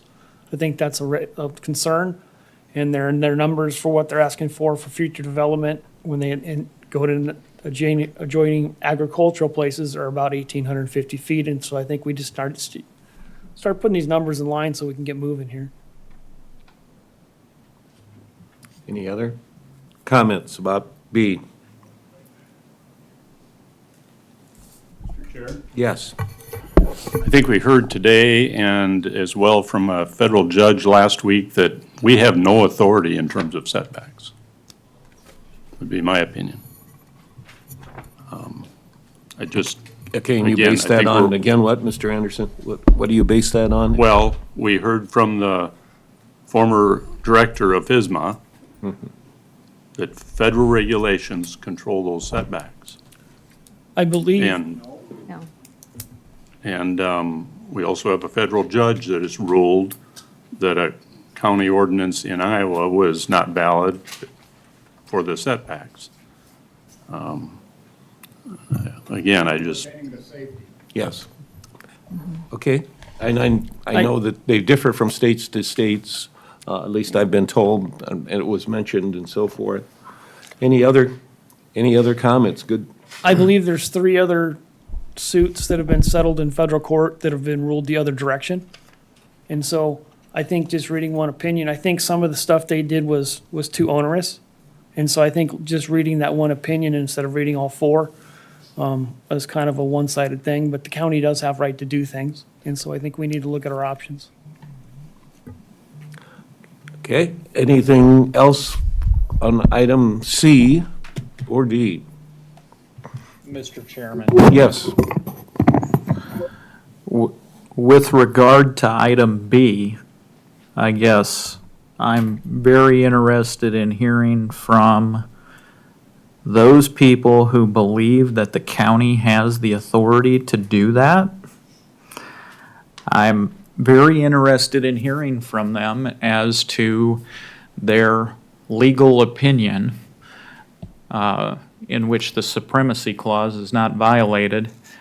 Of the United States Constitution, just so folks know what I'm talking about. Basically, what the federal judge in Iowa said is that the federal government gets to regulate pipeline setbacks. Those pipeline setbacks are inextricably intertwined between safety and zoning, so it's almost impossible to make such a distinction.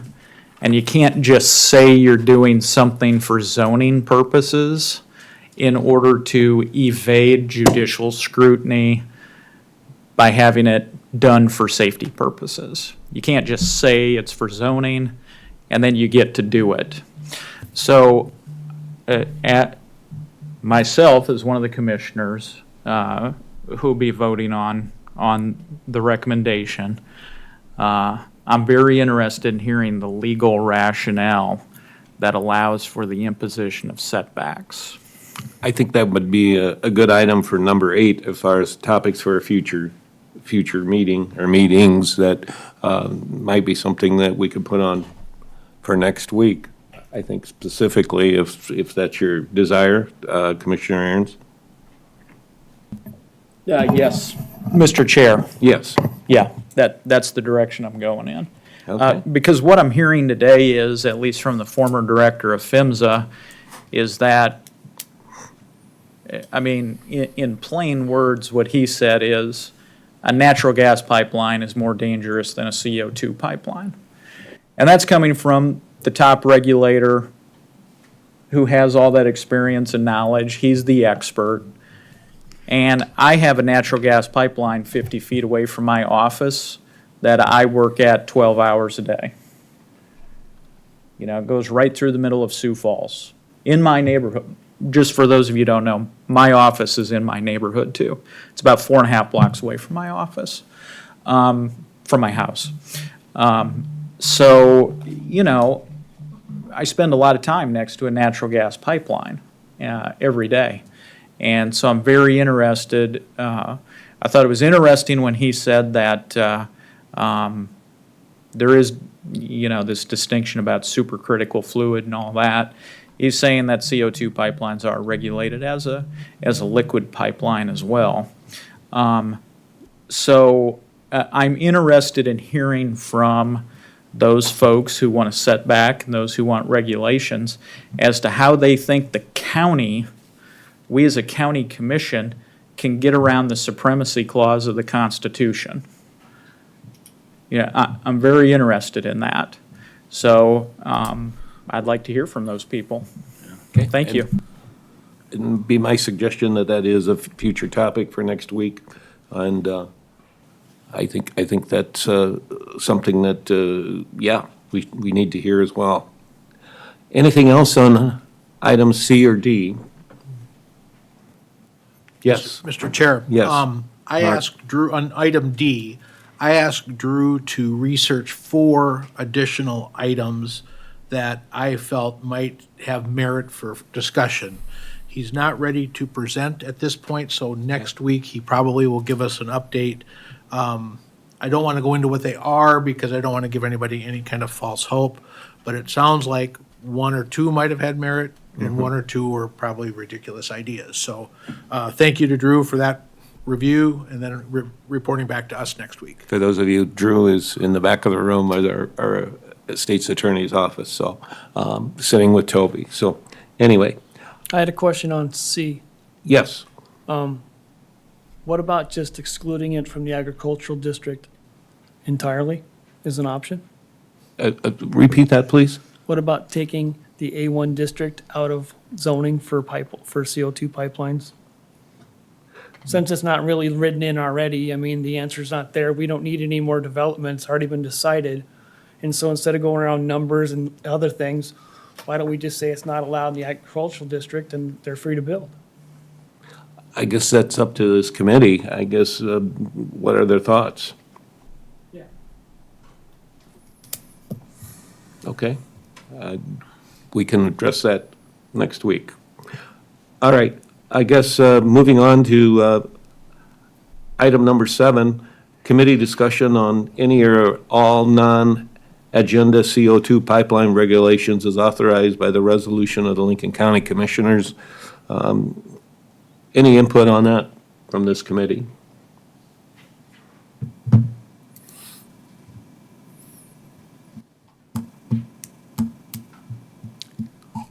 Okay, hearing none. How about item number 8 as far as topics for future meetings? I think we've talked about a couple of those already. Are there any others that this committee wants to bring forward for next week? Yes, Yep. Mr. Scott. Mr. Chair, I guess what I'd like to start seeing is, on the agenda, is some kind of framework and a path for us to start having a discussion about an ordinance and to start, so we can get to the, get to the end and actually have an ordinance to recommend to the Board of County Commissioners like we were formed to do. And we continue, it seems like, to miss that agenda item. So however we can do that, I guess, let's start getting that on the agenda and spending more time talking about that than maybe what we've been talking about. Because if I'm correct, we have one more meeting? 2 more meetings. Two yes. more meetings. I mean, we got some wood to chop, so, if it stays 45 degrees, I'd rather be outside doing something than sit here, and not accomplish what we were put together to accomplish. I'm not saying this isn't good discussion, but the purpose of the committee was to come up with a recommendation of an Correct. ordinance, and I think it's time we do that. And maybe we make some kind of decision that we of the 4 ordinances that have, my suggestion, this is just my suggestion, again, instead of reinventing the wheel, I think that we should start with one of the 4 ordinances that's already been proposed and use that as a building block, and then we can go through it and make changes as we see fit. But I guess I would like to see that on the agenda, if at all possible. Yes. And I think Mr. Anderson gave some good input too, that we can take a look at some of the language and so forth, so that we don't have to reinvent some of that and so on. With that being said, Again, I'll move on to opportunity for public comment. Again, these are items that are not on our agenda that you'd like to speak to this committee about. So at this particular time, any input on items not on the agenda for today? Scott Montgomery, Fairview, South Dakota. First of all, I'd like to try to get clarified. I was under the understanding we were going to run this committee by the same rules we run the commission by. The commission, the public gets to make comments on every agenda item. We're not allowed to do that. So it'd be nice if this committee would decide how we're going to run this, either one way or the other, so we know what we're doing here. I've been to 3 meetings now, and it's all limited to public comment time, which I don't think is right if we're going to run it the same way we do the commission. The other thing I'd like to give a big hand to Mr. Scott. We need to get an ordinance, not sit here and listen to somewhat so-called experts. So I'm backing you 100%, man. Let's get things get things in writing here. That's all I got. Thank you very much. Mr. Montgomery, I'm just gonna speak to your first comment. And I think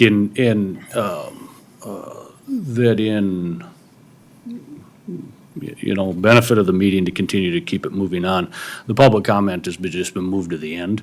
It hasn't been removed. You can still make public comment to anything you want. And I think that's just, otherwise it gets awful lengthy. And so it just condenses it. I think it makes the agenda cleaner. I don't know who had a part in it, but I like it personally. It seems a little less confusing than every other one. So that's. I understand, but that's the way the commission has now changed their rules, that the public gets to comment on every agenda item and there is public comment at the end. Mm-hmm. So I just want to try to clarify what we got here. Yeah, well, I understand, I think understand whatever these the things get agenda lengthy says. and drawn out and you don't really. Yeah, whatever the agenda says is, that's what we got. Yeah, And that's posted, so. I understand it's on that, there. but at the commission meeting, we get to comment on every Yeah. agenda item, and we're not getting to a comment on that, so that's, Well- I'm trying to get this clarified, so, Yeah, okay. at the thank end you are. Yep, thank you. Any others? Yes. State your name and address, please. Yes, Kelly Brack, Stratton Circle, Sioux Falls. So I just wanted to comment and acknowledge that, yes, we do have, I'm not sure how many miles of pipelines we have throughout the United States. I didn't write the figure down of what the experts had said we have. But I wanted to acknowledge and clarify that this proposed pipeline, the CO2 pipeline, is not for public use. Natural gas, electricity, water, that's for public use. I just wanted to clarify and acknowledge that this proposed pipeline will not be for public use. Thank you. Thank you.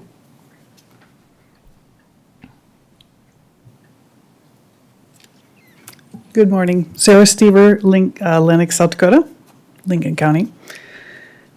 In my opinion, this is a battle about a few people making a whole lot of money versus preserving everyone else's fundamental right to private property. I'll paraphrase something I read from the Cato Institute. It is no accident that a nation conceived in liberty and dedicated to justice for all protects property rights. Property is the foundation of every right we have, including the right to be free. Every right claim, after all, is a claim to something, either a defensive claim to keep something you have, or an offensive claim to take something someone else has. All our rights can be reduced to property. That enables us to separate genuine rights, which are the things we hold title to, from specious rights, the things which other people hold title, but which we may want to take from them. Property is what separates one individual from another, and individuals are only free to the extent that they have sole or exclusive dominion over their property. Indeed, Americans go to work every day to acquire property just so they can be independent and free. That freedom doesn't mean much if you're unlucky enough to wake up one morning and find a private company has the specious right to take your land. I am no lawyer, Joel, but the Fifth Amendment's taking clause states, "Nor shall private property be taken for public use without just compensation." So what is just compensation in Lincoln County? Easements are forever, even if pipelines are not, which is particularly important when your responsibility as a commission is the orderly development of the fastest growing county in our state, and according to PHMSA, the siting of pipelines. Let's do the math. The Bamboo development east of Canton is selling 1 acre lots for $250,000. That means that a quarter section is worth $40 million. In Lennox, you can buy 5-acre lots for $184,000, so that might be the other end of the spectrum, where a quarter section is only worth $5,888,000. In a conservative count of quarter sections in the path of the pipelines, they touch about 170 quarter sections in Lincoln County. I'm not privy to the newest maps, but if you add Navigator's plume of 1,855 feet, it encompasses even more land. That means the range of value for those 170 sections in today's dollars is just over $1 billion to just under $7 billion. Billion with a B. What would that land be worth in 20 years, about the same time that Harrisburg swallows Worthing or T swallows Lennox? Personally, I hate the idea of farm ground turning into housing developments. I hate it. Anytime we lose farm ground, it makes us much less secure as a nation. But are we a nation if we violate our neighbors' property rights for 19 cents a bushel? 19 cents is from the Dakota Institute study. That is the upshot of this whole thing. 19 cents a bushel. I also hate that an outside company is tearing apart our agricultural community. Walt Bones is a friend of mine. I hate being on the opposite side of this with him. And this is happening in families too. Agribusiness is fighting the wrong fight. If we concede that CO2 needs to be sequestered, we concede to the lie that ethanol is bad and must be replaced. And I think everyone that was in this room would agree that it's a joke. There is no market. It's the tax credit that's driving this. If you are pro-ethanol, and I am, you should understand that CO2 pipelines are short-sighted, and we should instead be investing those billions of dollars in finding a replacement for the corn crop that carbon capture technology will destroy. I'm sure Bruce Rastetter, the CEO of Summit, has hedged his bets in Brazil, and if this pipeline goes through, he will have a monopoly on carbon capture because he is not hedging our bets. And we all know what a monopoly will do. Thank you for your time.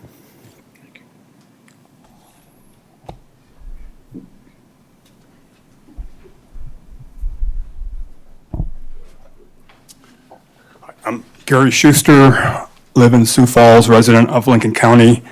Going to be a bit redundant here, but pipelines carry a lot of stuff, water to your home, gasoline for your car, natural gas again for your home, all carried by pipelines. If those pipelines go down, you'll feel it. If they were to close a pipeline, you'd be complaining. I bet no one on the commission ever hears anybody complaining that the CO2 pipeline isn't up and operational yet, or if it were to go down, have any complaints about how their lifestyle is being affected. So it's fundamentally different, and I'm saying this because I think the pro-CO2 pipeline people conflate their pipeline with those pipelines, and yeah, maybe natural gas pipelines are more dangerous, but if they're not if the CO2 pipeline isn't doing anything that's beneficial for the citizens of Lincoln County, then it doesn't much matter. So there's really no benefits for most citizens unless you're a part owner of an ethanol plant or the pipeline itself, but no benefits such as you clearly receive with water, natural gas, and gasoline. There are, of course, negative things associated with the CO2 pipeline. One, there is some hazard to it, and just how much can be debated, but there's certainly a danger with having them. And two, there's this negative economic impact. The problem is that landowners aren't being compensated enough to pay for the reduction in value of their land. So there's negative aspects to the pipeline, CO2 pipeline, and no positive aspects to compensate. So because of that, it's something that we don't need, shouldn't have. And I'm going to go someplace where I fear to tread to some degree, but what laws are there that county commissioners and members of your advisory committee can utilize? Well, see that South Dakota laws governing the authority of counties, one of them is codified law 11-2-13, and it's titled Adoption of Zoning Ordinances, and I'll just read the first sentence. For the purpose of promoting health, safety, or the general welfare of the county. And it goes on, it's mostly having to do with buildings, but it also mentions structures. And it's for all kinds of purposes. The very last three words are other purposes. So there does seem to be authority for county commissioners and people such as yourselves on an advisory committee to pass ordinances to restrict pipelines. And given that there is no general benefit and there are clear negative impacts from this pipeline, I do ask that you find an ordinance that's going to make it so costly that the CO2 pipeline is not financially advantageous for pipeline companies. Thank you. Thank you.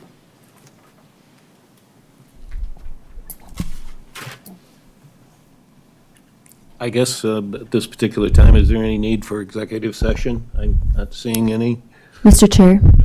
Yes. I had a few comments to add in public comment. We've all sat in these meetings for literally months now, at least I have, and I know Mr. Scott has, and I'm sure some of you have tuned in to some of those meetings around the state and public meetings that have been held on this. We have seen landowners and property owners and those affected show up in enormous numbers. And at most of those meetings, we've seen that I would say 95% of those that have shown up are very concerned about this. They have valid concerns. They have stated their opinions, and yet we still have no ordinance in Lincoln County, so I would really like to see us move forward. I would just like to add, George Washington said, freedom and property rights are inseparable. You cannot have one without the other, and that is really what I fear, where we're heading with something like this. It sets a precedent for future abuses of personal property rights. And I would just like to say, in this PHMSA letter, which is I believe on the docket, it says PHMSA cannot prescribe the location or routing of a pipeline and cannot prohibit the construction of non-pipeline buildings in proximity to a pipeline. Local governments have traditionally exercised broad powers to regulate land use, including setback distances and property development that includes development in the vicinity of pipelines. And of course, we also saw that the South Dakota PUC said they will not preempt counties in this and their role. So I do think that we have a green light to move forward. So I'm going to end with this, and I know I beat this horse all the time, but I think that sometimes we have to go back to the foundation, and that is our Bill of Rights. All men are born equally free and independent and have certain inherent rights, among which are those are enjoying and defending life and liberty, of acquiring and protecting property, and the pursuit of happiness. To secure these rights, governments are instituted among men, deriving their just powers from the consent of the governed. So I think we just have to remember again why we are here. And that is first and foremost to protect the rights of our citizens. Thank you. Thank you. I'm going to close public comment, and just as a chair, I'd just like to thank the audience for their professionalism. We had some very good comments from witnesses today, and I know this is a very controversial ordinance that probably we'll have to come up with in the very near future in the next few meetings. But with that being said, I guess I'm looking for a motion to adjourn. So moved. I have a motion and a second by, was it Mr. Ahrens and Tony? Okay. All right. I'll call the roll, please. Commissioner Aaron's. Yes. Anderson. Aye. Nordzy. Yes. Ventura. Scott. Yes. Sweeter. Yes. Commissioner Gibbon. Yes. And we'll see everyone next week at 9:30.